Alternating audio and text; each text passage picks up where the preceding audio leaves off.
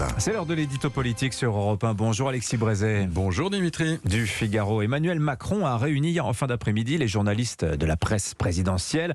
La rencontre censée être couverte par le secret du off, comme on dit. D'après ce que vous en savez, Alexis, qu'est-ce qui s'y est dit ?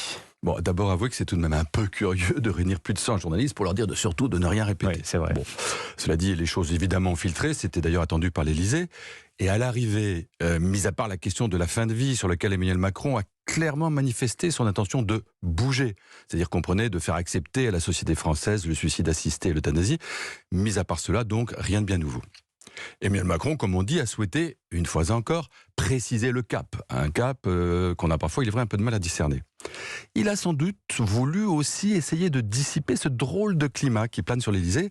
Un climat que votre journaliste, Alexandre Chauveau, a fort bien décrit ici même, là, au journal hier matin, en racontant comment certains proches du président s'interrogent à voix haute sur son moral et sur sa détermination à prendre à bras-le-corps les problèmes du pays. Ouais, le papier d'Alexandre est à retrouver d'ailleurs sur europe1.fr. Alors c'est la théorie du coup de blues. Qu'est-ce qui peut bien nourrir ce sentiment chez le président, Alexis ? Bon, on va pas refaire tout le film, mais rappelons tout de même quelques épisodes depuis la réélection d'Emmanuel Macron. D'abord, au soir de la victoire, cette bizarre allocution sur le Champ de Mars, sans joie véritable ni élan politique. Ensuite, cette drôle de campagne législative où le président a donné le sentiment de dériver à gauche, mais sans jamais fixer un cap ni afficher un projet clair. Je passe sur les difficultés qu'il a eu après à composer son équipe, les rebuffades qu'il a essuyées, la nomination d'une première ministre qui finalement s'en tire pas si mal, mais qui n'était pas, chacun l'a compris, son premier choix. Et puis, plus près de nous, il y a cette idée baroque de Conseil national de la refondation, vous savez, idée qui convainc à peu près personne, et à laquelle pourtant il continue de s'accrocher contre vents et marées.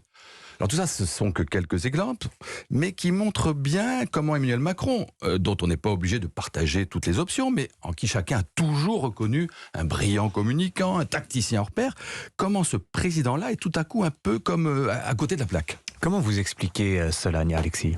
Ça, j'en sais rien. Et en vérité, il faut le dire, personne n'en sait rien. Est-ce que c'est la lassitude qui suit la conquête ? Est-ce que c'est la certitude que cette victoire ne peut être que la dernière ? Bon, allez savoir ce qui se passe dans la tête d'un homme. Ce que je sais en revanche, c'est que Emmanuel Macron ne pourra pas indéfiniment se contenter de dire ou de faire dire que son seul but est désormais d'éviter l'élection de Marine Le Pen dans 5 ans. Certes, on peut comprendre qu'il y pense. On a même le droit de partager son souci, mais enfin, ça peut pas être le seul et unique objectif du quinquennat. Emmanuel Macron devrait bien un jour nous expliquer ce qu'il compte faire positivement de son mandat. Alors on nous dit, oui, mais la politique intérieure l'ennuie. Et c'est vrai qu'elle est souvent médiocre. On nous dit aussi, il ne s'intéresse plus qu'à l'international parce que c'est dans les crises que son tempérament s'épanouit. Et on peut le comprendre, tous les présidents à peu près sont passés par là. Mais enfin, s'il s'agit de crise, la crise de l'école, c'est pas tout à fait rien. Ouais. La crise de l'hôpital, oui. La débâcle du nucléaire, la crise de notre politique d'immigration. Voilà quand même quelques crises qui mériteraient sûrement qu'on y consacre son énergie, vous pensez pas ? Oui.